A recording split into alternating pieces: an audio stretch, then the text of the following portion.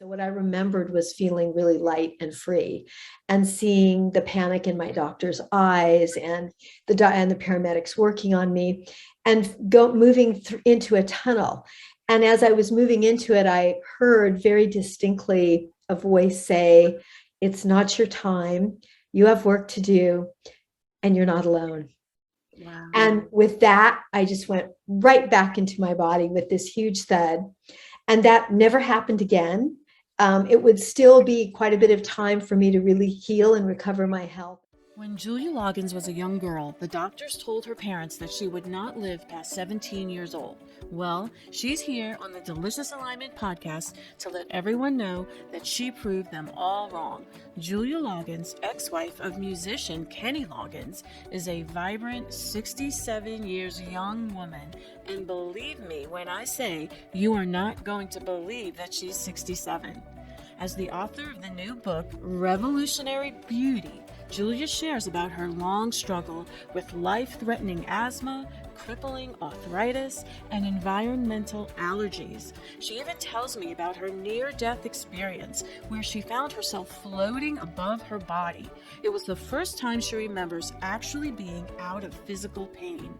I wanted to interview Julia because of her stance in the book that we as a society are in the middle, or in the beginnings at least, of redefining our definition and understanding of beauty.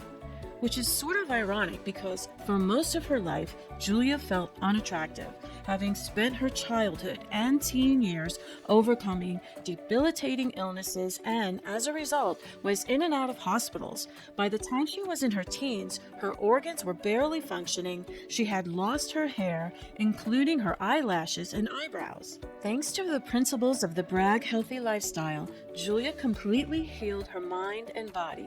With the determination to help herself and others, she began to study holistic and regenerative medicine. She then set out to inspire people on how to live their best, healthy, and most authentic lifestyles. With over 35 years of experience in wellness, Julia has helped countless people transform their lives and reach their health goals. Julia recently released her book, Revolutionary Beauty, on February 1st with trailblazing health pioneer and former head of Bragg Live Foods, Patricia Bragg. For over 65 years, Patricia has inspired millions and saved lives with the practices she taught, and continues to change people's lives with her expertise in ageless beauty practices. Julia and Patricia have joined forces to share their masterful, highly sought-after tips of achieving health, beauty, and renewable energy from the inside out. Their mission is to inspire women worldwide to reach their optimal goals of radiant health and happiness, no matter what their age. Let's dive in. Hello, Julia. Hi, Rhonda. Thank you for having me. Oh, thank you. Thank you so much for being here. I'm so excited to talk to you about Good your for book. you. I've Thank got it you. right here. Yeah, thank you. Revolutionary Beauty. And Yes. you've written this book with Patricia Bragg. I wrote it myself, and it was really an homage to Patricia Bragg. She was really her spirit and her, her presence and what she's really brought to the world, and especially to women, and what she stands for was, has so important to me. So we're really partnering on this project, and the project is to bring to women the understanding that beauty is something that we create inside ourselves, and we radiate from our love, from our own self-love, our own self-acceptance. And each of us has a different definition of what that is and what it means, and we are celebrating all of it. Yeah, that's very in alignment with what this podcast is all about: self-love, body love, and food freedom, which I know you do talk about in all of that in here. Yes, absolutely. Yeah, and so cool. And I know that just for people who don't know, I who Yes, Patricia Bragg is. I've got my apple cider vinegar up yes. here. So upstairs, and I have a bottle downstairs. So yeah, can you yeah, tell us? Patricia. Yeah. Yeah, Patricia founded Bragg Life Foods 65 years ago with her father. It was the first and became the largest natural foods company in America. She sold it 3 years ago to devote herself entirely to the message of health and wellness. Um, and and she ran that company really by herself for those 65 years. One of the largest female-owned companies. Before women were entrepreneurs, and Patricia was a trailblazer in so many ways. Yeah. I really didn't know the background too much, and um, until I got your book and I started, reading more about her. I mean, we have the what is it, the amino acids? Yeah, her aminos are famous, exactly. Yes. And what do you call them? Amino. Uh, Aminos, yes. yeah. So I put them in my broccoli, and every Yes, I eat more yeah, of that. It's yeah. so They're good. super popular. Yeah, fantastic. I have a question for you. Well, actually, I have a few questions. And the first one is, in your book, you talk about how the first 20 years of your life, you were frequently hospitalized with life-threatening asthma and scoliosis and rheumatoid arthritis. There's my New York accent. The doctor said you wouldn't live past 17 years old. Can you Mhm. um just tell our listeners like more about like how that whole story and how I mean, look at you now. I mean, it's just amazing. Thank you. Yeah, 67 in March. So I'm thrilled to be here. Outlived the prognosis by 50 years. And yes, I spent most of my childhood in and out of hospitals, mostly in. And I had all the things that you described, life-threatening health, asthma, rheumatoid arthritis, things the doctors told my parents that would kill me and I would never heal from.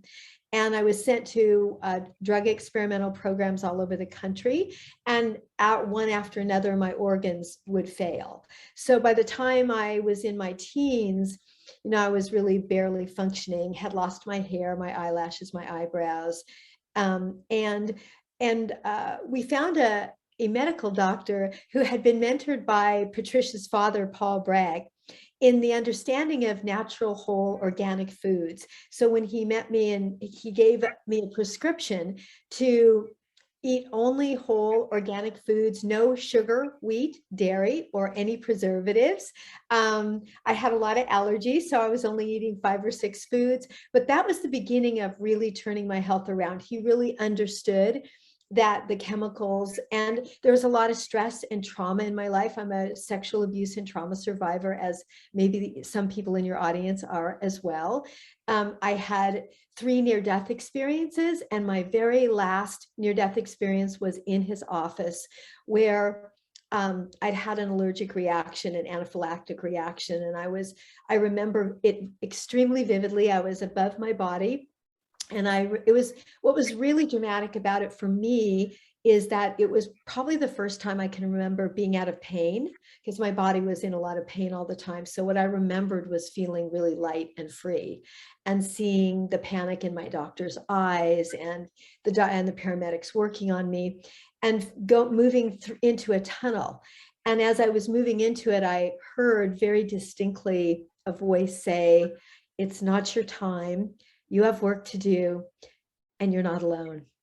Wow. And with that, I just went right back into my body with this huge thud. And that never happened again. It would still be quite a bit of time for me to really heal and recover my health. I spent the next decade really focused on that. But it was the beginning for me. Hmm. Wow. I did read that in your book about that experience of looking at your body, kind of, floating outside your Yes. body. That is really something. So it was like you were in a tunnel and Yeah, beginning to just go through that tunnel, and yeah. and feeling the level of peace, and just kind of relief about it. And then and then just getting that instruction Hmm. that, nope, I've come here for a mission. Yeah. That's really, really something. I've never experienced anything like that. So as you know, because we talked just a tiny bit before this, Yes. that this is this group, this podcast is about self-love and body love and food freedom. And it's really weird because we look at it like there are no good or bad foods, and that each person is guided to, when they seek that connection, with their inner being, with their spiritual self, they're guided to the foods and I that are right for them. And sometimes, I mean, that's an unfolding, it's a journey. And yet, a lot of us are guided to eat the way that you're talking about, as we go along our journey. But the biggest thing is that you know there's so much shame and guilt, and I this is why I do this work, because of all the shame that I experienced about, you know not being this thin, or eating these foods, or having food addictions. But realizing a lot of it is about beliefs. What part do you think beliefs had to play with your healing? Like your beliefs. I'm not saying the food wasn't good and it wasn't healthy and it healed you. I'm not saying that didn't happen, but like, do you subscribe that the belief also had a lot to do with it, that this is gonna work for me? You know, as far as like, why did those things work for me? I think, um, I think what really was very powerful was my doctor's belief that I would live. I mean, he was probably the first person that came along that really believed I would survive. And as far as, as far as how our diets, what we're drawn to choose, um, and and I'm definitely on the same page with you about, how our beliefs can lead us to healthier and healthier ways of treating ourselves and loving ourselves. I did something called the Hoffman process when I was 23 with my first husband, where we really did a deep journey into, childhood family patterns and abuse and trauma. And then there was a lot of very powerful systems of emotional release and rage release. And during that system, I spent about a year and a half just it belonged, a psychiatrist that we were friends with gave me her office at night. It was a padded room, and it was soundproof and padded. And I did a very specific form of emotional release work. And after 18 months, I was an inch and a half taller, and I had no more scoliosis. So, what I was doing was just purging those belief systems out of my cells. Yeah. And what I feel like I got out of that was the belief that I deserved to be here. Right. And I believe that that allowed me to naturally be able to wrap my arms around the diet that would heal me. Because what it took to put my body back together, because I had really no functioning organs, my stomach hadn't worked for a long time. So it really took quite a strict regime to be on, and doing it was effortless. It took me quite a while to do it, but it became effortless because of that strong sense I had inside myself that I deserved to be here. So whatever was going to make that journey buoyant and pain-free, I was all for. Yeah. And and I've watched people, because you know more than anyone that willpower has only to do with the amount of love we have for ourselves. White knuckling it does not work. Nobody can do it. Obviously, we know this. So it just comes from how we feel about ourselves. So purging those belief systems is always at the root. Yeah. Yeah, really, really good, Julia. And I love what you said about your doctor believed that you would get well. Mm. That is so important because, That's so powerful, right? yeah, Yeah. it's so powerful because the doctors sometimes, um, if they give you a death sentence, then you might believe it. If they say Yeah. this, you've got this and there's no cure, then, yeah, it's really important what they Well, say. we know that's true, right? We know that there's nocebos, which is, that negative message that you get from a practitioner that says you'll never have kids, you'll never walk again, instead of, wow, there's some challenges here. I'm not really sure what the future holds, which is like, and there's all kinds of reasons that doctors don't language that way, or they say, well, there's room for a miracle here, which is a different way of languaging it without promising something, but that is not how they're taught to language. So we have to go through that process ourselves, and then we have to always create the possibility of a miracle. Yeah, absolutely. Mhm. And I was listening to a blog that you were on, no, a podcast, I'm sorry, with, is it Christine? Losdale. Yes, yes. Yes, Christine. Yeah, I was just doing a little research. Uh-huh. I watched that podcast. It was really, really good. She's so And fun. yeah, she is. She is. So I wanted to just a couple of things that you said in there, like that diets don't work, and I'd love for you to talk a little bit more about that because we're definitely on the same page with that. Yeah. Most of the people that are a lot we've dieted like since we were 12 years old, and we just finally said the heck with that. This isn't working. They don't work. They don't work because we can't force anything. We can't force anything. My experience is that that when people, the one thing that I do discover when people say, I want to do what my body tells me to do, but sometimes what it tells me is I need 6 donuts. So what I have learned are some simple keys that don't create force, but they come out of love, which is that, protein is a natural antidote for sugar and carb cravings, and women especially are protein starved. So I'm always encouraging people to eat protein. And also that, that toxicity, just that the toxicity that we have inside us from the environment that we're dealing with, it has a language of its own. And that language, those toxins create demands, and so they send us off in directions that may not be optimal, not only for our for how we might want to like look or feel in our body, but even our mental health. So, we talk a lot in my programs about detoxification, so that it all comes from loving ourselves. Like there is, none of this is about punishing ourselves or neglect or depriving ourselves.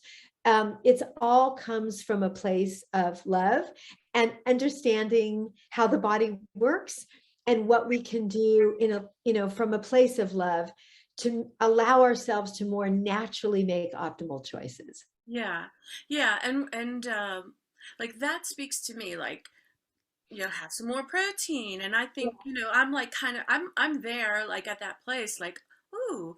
I'm gonna have some more protein. I think I'm gonna increase my protein, and I want to say that to our listeners that wherever you are on your path is perfect. It is. Like that whole thing about Yes, comparing comparing, ourselves to competing.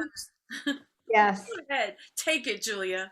Oh, yeah, we're totally on the same page, Rhonda. We're all conditioned to compare ourselves and each other. It's something I write about in my book called The Beauty Wound, which I believe we are all conditioned to feel. I mean, it doesn't matter. One of the women that I interviewed, Kelly LeBrock, who was described, as the most beautiful woman in the world. She did a Pantene commercial that launched her career that said, "Don't hate me because I'm beautiful." Oh my So God, am yeah, I telling my remember age? that. I remember that. So that's Kelly. She gave us a beautiful interview, and she talks about never having felt beautiful enough. So if Kelly LeBrock does not feel beautiful enough, what does that say about the conditioning we all had and the struggles that we all have? Because there's always someone who's going to look different that we are going to compare ourselves to. So, what we talk about in our book, which is what you teach in your podcast, what you do in your life, is just to understand that, all we can do is come from our own heart, come from our own radiance. And that doesn't mean that, I mean, beauty, we're hardwired to be attracted to beauty. So we can't pretend, as I've spent plenty of my life trying to do, that beauty doesn't matter. But we can define it. We can own it. It doesn't have to be something that society or anyone else defines for us. We can do it so that, because, I want the women out there to feel beautiful. I mean, I want them to feel that about themselves. That's not, that's not something that is, we have to feel bad about wanting to be attractive, just even to ourselves. But we also want to own that so that that's not a definition from anyone else. Oh my gosh. You know what? As I was like reading your book and writing down questions, I just now in this moment realized that sometimes I like to pretend that beauty doesn't matter. And yet here I am with my lipstick, my highlights, you know, I mean, But we are hardwired. I mean, I learned that when I was researching the book. I mean, I grew up, with no hair, no eyelashes, and I was a very rebellious teenager in the 60s. And it was like, I'm going to just pretend that beauty doesn't matter. And I don't ever want to be a Barbie doll, and I'm not going to play that game. And I right. didn't realize that, yes, that's true. I have that rebel part of me, but really it was actually coming from a place of deep insecurity that really I couldn't play the game. I couldn't even get into the game. So I was just like, it doesn't matter. And I learned it through my life that it's like we can't step outside because we are wired like nature's beautiful. I mean, when we talk about someone we love, we say they're beautiful because to us, they're beautiful. So to me, it's been a healing journey of redefining beauty and not, because inside my mind, I imagined I would really end up to be that, in my mind, the picture I had of myself was kind of a bag lady pushing a cart. I mean, that was like my inner self picture of myself. No, and I look at pictures when I was young and I'm like, Julia, you were not unattractive. But inside myself, I didn't feel attractive because I was comparing myself. And I came from all those wounds that we talked about. And so, and so for anybody out there that, feels like I just want to push away the idea of beauty. So if we redefine it as nature, I mean, as we are beings of nature, we deserve to be beautiful, just like the mountains are beautiful, just like a newborn, just like a newborn is beautiful. It's not how it has to look in Vogue magazine. It has to look like, we're embracing a new kind of beauty. And there's power in that because that allows us to love ourselves. Yeah, that is really one of the many reasons I love your book is because you're talking about ageless beauty, you're talking about beauty from the inside, you're talking about, you know, redefining beauty. So it's beauty from the inside, and you talk a lot about how when we're happy, Yes, we're radiate, beautiful. We and radiate, then right? yeah, and you talk about Patricia Bragg, how she's 92 years old. She radiates so much vitality, and Yes, I haven't she met her does. just from Yeah. but your book, but and she radiates so much beauty. And how true is that? Yes, and confidence. I mean, beauty is like it's really confidence, like how we feel about ourselves. Do we feel worth it? And I talk in the book, there's a chapter about pleasure, about allowing ourselves to learn to receive, and and that's in all forms of receiving love from the universe, receiving, compliments from each other. So when someone says, wow, Rhonda, your hair is beautiful. I mean, when someone says that to me, sometimes I'm like, oh, so I don't feel like I don't feel put together today. Like I just deflect it Yeah. instead of just saying, wow, thank you. That feels good. Yeah, and I'm glad you brought that up, that whole thing about receiving, because I've been really I don't know, lately it feels like there's a lot coming in, like all of a sudden, like the floodgates have opened up a little bit. Mhm. You've experienced that in your life? Very, You're saying, yeah, yes, but and it feels sometimes a little overwhelming. Like, yes. am I able? to receive all of this, especially, you write a book like this, you're getting a lot of attention, you're getting calls, and I mean, and I've just been feeling like, am I okay? How big is my container? Yeah. How much am I able to let in? Because maybe the reason why I did I didn't let it in before because I was afraid that I wouldn't be able to manage it all. Yeah, or maybe we thought we had to be perfect. We couldn't make a Yeah, mistake. So, yeah, I grew up feeling like if people of authority weren't allowed to ever make a mistake. If you're a role model, that means you're perfect. But that's not true. Being a role model is just being who we totally are. And that means we're allowed to, make a mistake, to say, oops, I'm sorry, or I changed my mind, or I learned something new. And we role model that for each other. So there's just a lot more safety that we're creating for each other, and a lot more gentleness. yeah, yeah. That could be very true because, lately also it's this vulnerability. Like that is what people want, is this Yes. authenticity and this vulnerability. And the more you're able to just like this, instead of, I think in the not too distant past, it was like if you're going to be a coach or a speaker, Yes. you put on that suit and you're like, I can't show those vulnerabilities, except Yes. for the cute stories, right, up on the stage, just so you can Yes. relate to me, which is very strategic. But when you're Yes. really bearing your soul and letting people see who you really are, not perfect, warts and all. Yeah, Yeah, yeah. A work in progress, as we always are. We're always learning, and that doesn't mean that we may not be expert in certain areas, that we may not, have figured something out that we can share. But we're all students here, students and teachers to each other. And I feel like that's, especially women really relate to that. We are collaborative, and we're meant to be collaborative. yeah, yeah. So beautiful to open up to receive more and be Mm. conscious of that. So Yeah. good. That is so good. And I would love to go back a little bit to that conversation about comparing ourselves to others, especially other women, Mm. because I know in your book you talk about how you were uh, a young model. You Yes, accidentally exactly. got into the modeling industry, I and got into the modeling industry by mistake, as you read in the book. That my therapist actually gave me an assignment to put a modeling portfolio together because I'd spent so much of my life not even living in my body, not having hair, eyelashes, eyebrows, all of that. So he just wanted me to do nothing but just put the portfolio together and have an experience of doing that. And by chance, it ended up on the desk of an agent at Wilhelmina, and they signed me. So it's like a complete total surprise.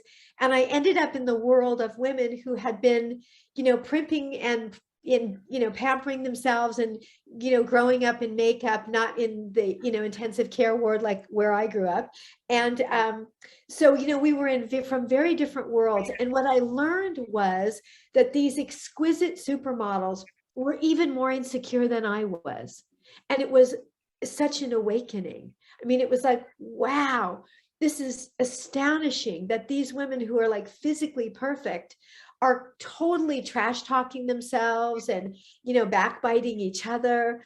And it was like, I was like an alien from another planet, just thinking, wow, this is amazing. Because to me, it was like, wow, what do they have to complain about? Right. And but that deep insecurity, those wounds were there in them just the same as in the rest of us. And that is what I've learned. And all we can do is go inside ourselves and heal those, and, give those love, and then do everything we can to, to embrace, um, to embrace receptivity, and to embrace even the relationship between each other, so that we kind of let the love that we have for each other in each really precious moment, like we really allow it to penetrate, which most of us were taught not to do. hmm, yeah, We yeah. were taught that's not safe, and we were taught we kind of didn't deserve it. Yeah.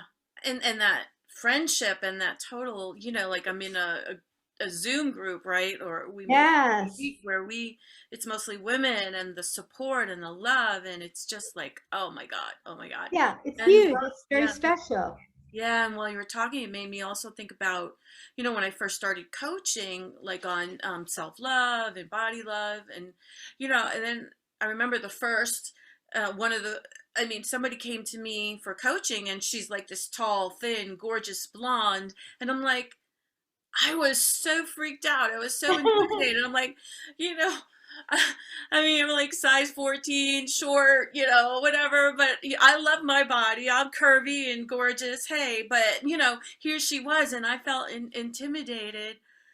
And then she wasn't the first, I mean, she wasn't the last. There were many, and they keep coming. And it's because it doesn't matter. We all, Yeah. a woman, and some men too. Oh, And I would say all men. I would say all men. They just don't talk about it. I'd say that men are extremely sensitive to what they look like, to how they present themselves. I think they're even more vulnerable about it than women. They're just not allowed to talk about it. really, Yeah. that's fascinating. Mhm. Yeah. Yeah. We are all in this I'm together. married to one of them. One of those males. Yeah, just don't Well, say it. he may not be talking about it. Yeah. No, I know. I guess that's true. I Yeah. guess, yeah. So it's really great. I mean, but it's not great. It's not great to see that those women, those models, and I'm sure nothing, it's still the same, in that industry probably for the most part. And I hope Yeah. not. I hope people are, you Yeah, know, we hope it's changing. your book is going to help us change it. We're changing. That's what we're all doing. That's what we're doing today.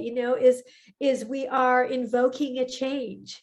Yeah. We are calling in a change, and we have the strength and power inside us to make that change. And we don't have to be perfect to do it. Yes, exactly, exactly. And that's, you and I both, we're in this, and then with the whole, body positivity movement, that Yes, is, it's that huge. definitely changed. Right. It's huge. It's Yeah. incredible. And, and people who struggle with, all kinds of eating patterns are getting love and support. They're getting help. I feel like it's definitely so much more, there's a much more dialogue about this than at any other time. If you've built a lot of momentum over the years or even decades, judging your food choices and your body, and find yourself ready to feel better about all of it, meaning you're tired of the dieting merry-go-round and want to finally learn how to love your body and your food and allow more health and fitness into your life, if that's something you want, private coaching is available for you. The great news is, for a limited time, the sessions with me are half off, so this is a great opportunity to get yourself the support you desire so you can finally feel better about your life, yourself, and your body. Coaching sessions with me are based on the teachings of Abraham Hicks and the 5 steps in my book. I am also a licensed Evoke Method practitioner, and I use this method, created by Gina Mallison, to help you move up the vibrational scale on any topic that you want to feel better about. Many people work with me because they want to allow more health and fitness into their lives, accept their bodies, and discover food freedom. That being said, we will often wind up talking about and calibrating many different subjects and emotions active in your vibration at the time of the session, because as we know, everything is connected. If you'd like to schedule a session or coaching package with me, go to deliciousalignment.com/coaching. Take advantage of the special I have going on right now while it's still available. Now back to the interview. What would you say to women who are struggling with self-love or appreciating their bodies, or Mm. they're doing a lot of like what I used to do, and a lot of people I work with used to, it's like, really self-hate or a lot of shame, a lot of guilt about what they're eating, what their bodies, the shape, and what would what would you say to women like who are going through that? Yeah. Well, I mean, the first thing that I can say is, besides the fact that we actually are all everybody experiences that, some people experience that incredibly self-critical mind. And what I can say is, that voice inside you that tells you you're not good enough is not your voice. That is not your voice. That's the voice of, it may not even have been the voice of a parent, because my mom never said to me, Julia, you're not attractive, although I didn't feel attractive, but she did not feel attractive at all herself. So just through osmosis, I got that message. I got that message about me because that's how she felt. So whatever those voices are in your head, they are not your true self. So be curious about them. Just sort of go, wow, I wonder where that's from. I wonder where I got that. I wonder why I believe that. Just kind of make some curiosity and some space around it so that instead of identifying with it, you just kind of go, wow, that's interesting. Maybe I'm gonna do some automatic writing, and I'm just gonna say, universe, please just kind of help me out with this. Where did I get this belief? And just kind of start to make a little distance between those beliefs and the knowing inside you that you are beautiful, that you are radiant, that you are worthy, that you deserve pleasure, and that you have a beautiful body, and that body may be in a healing state to where you would like it to be, to have less pain, less inflammation, anything about it. So what you're loving is, you're loving your right to be here, and you're allowed to ask for help, whether it's to Rhonda, to the universe, to me. You're allowed to have guidance and support as you find more, less disparity between those voices and your true self. Yeah. And that's really interesting because yeah, you had me thinking that, yeah, my mother was gorgeous, gorgeous, Uh, gorgeous, right? And then she got married. And then she just like, I remember just from pictures and looking, she yes, just, like, it's like she just, I mean, she got married really, really young, like 19. yeah, And, that's and really then, it. then she had me, and then she had but she just like, it's like she just stopped. She has transitioned. And Yes, but I mean, yeah, I don't it with Abraham Hicks, that's kind of what I teach and study. They say you really don't have to figure out why. You don't really need to go back and figure out why I'm like this. But it just got me curious, like, sure. how did she feel about herself? Because I Yeah, don't know. I think there was, but where did this come from? And it doesn't matter. Like my history of not feeling attractive, blah blah blah. Um, just interesting, but we don't need to per se necessarily figure that out. But I kind of do love, we kind of skipped over what you were saying about when you did that work with your yeah, husband at the the time, Hoffman process. yeah, Yeah, yeah, and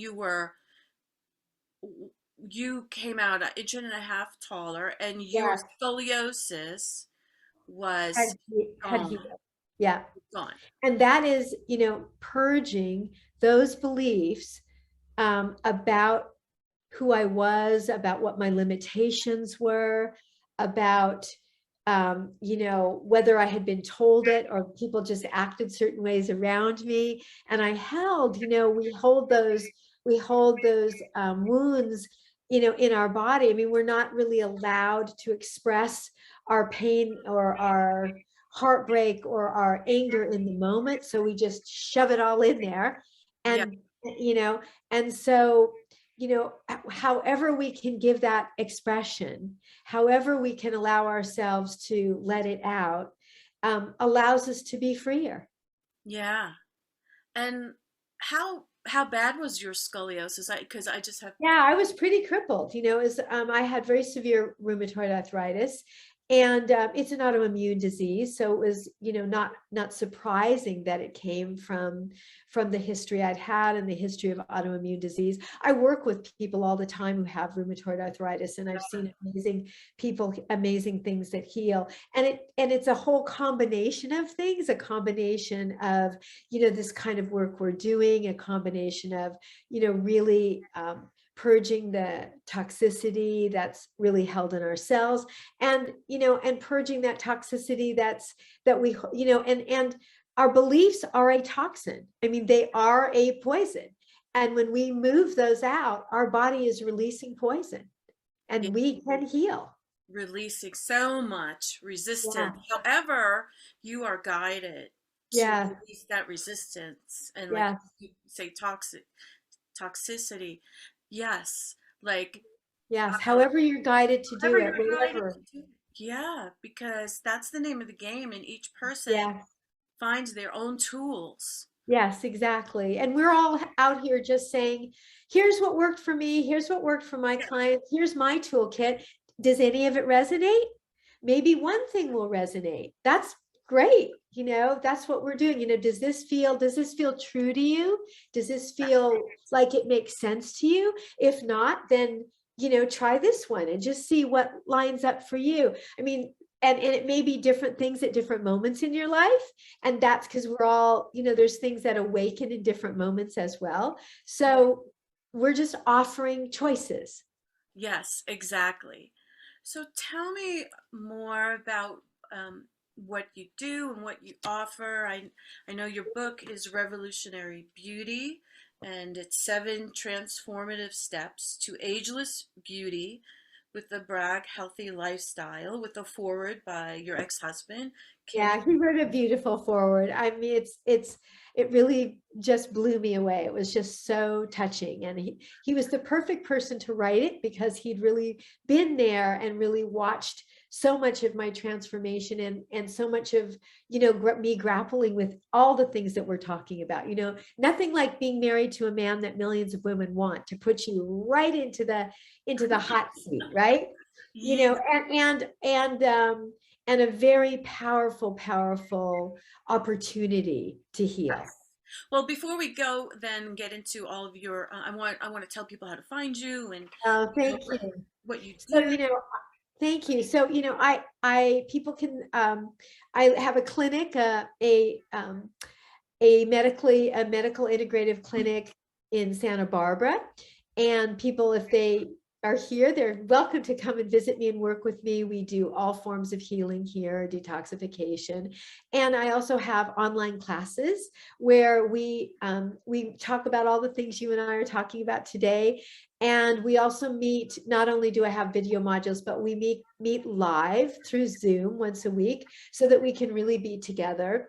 And I also created a product line for sensitive people because I'm really sensitive. And so I wanted to create things like protein powders that are delicious, that it's really fast and easy to get, a meal when they need. I created supplements for digestion, and all of that's available on julialoggins.com.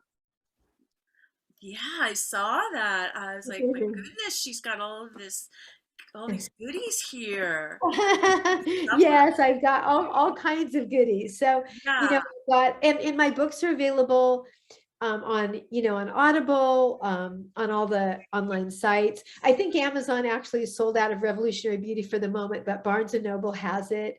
Books A Million has it. And patriciabragbooks.com has it. And it's an Audible as well, because sometimes it's nice to just listen to something, So you know, that on Amazon. Oh, yeah, that's kind of like that's cool. kind of fun, huh? And one of the things I really was fun about Revolutionary Beauty was the contributors that gave us their stories. Yes. So, there's really wonderful to hear, like we talked about Kelly LeBrock. I have women of all ages, some famous that people will recognize their names, sharing all different stories, personal stories of transformation and of really redefining beauty. Yes, absolutely. Yeah, it's like I like in my book I also have like 25 stories of Stories are the best, right? and I interviewed 25 women on how they it started out about how they used Abraham Hicks to lose weight, and that's because that's Oh, where my that's mind was beautiful. at the time, you know, I like like that. but so it's like, you know, some of them were guided to this food plan or that food Yes, plan or I love that. yeah, it's all like a very personal thing, and you know, some people listening might be guided to you. I do love the book, and when I first saw the title, I thought, oh, another beauty book. But no, it's not just another beauty book. This Thank you. We really, and that was really Patricia's idea. Believe me, I never imagined I'd write a book about beauty because I've been really working with people, helping people heal. And so for 40 years, I've had a private practice. So I really did not imagine ever writing a book about beauty. And Patricia, who is, probably the most confident woman I have ever met, just really, you know why? She has an incredibly deep relationship with spirit. yeah. She is filled with faith and she is on a mission. So it comes from a very organic, authentic place inside her where, because I've said to her, like, where does all this confidence come from? It's just from her relationship to God and to spirit. Hmm. And she said, I want to write a book about beauty because it's something we can't get away from and what all women secretly desire. Hmm. But what we're going to do is redefine it. So this is not the old system. We're going to revolutionize the definition of beauty and take it back to something that women own. And that was where it came from. Yes, beautiful, beautiful. So I think I'd love to ask you end with a question then that seems fitting. Sure. What does beauty mean to you? To me, beauty means feeling good in my skin, and it means looking in the mirror and liking who I see. And, um, and sometimes, I feel better about myself than others, right? There's like days where you're just thinking, well, my gosh, I don't know, but what happened? Um, what happened?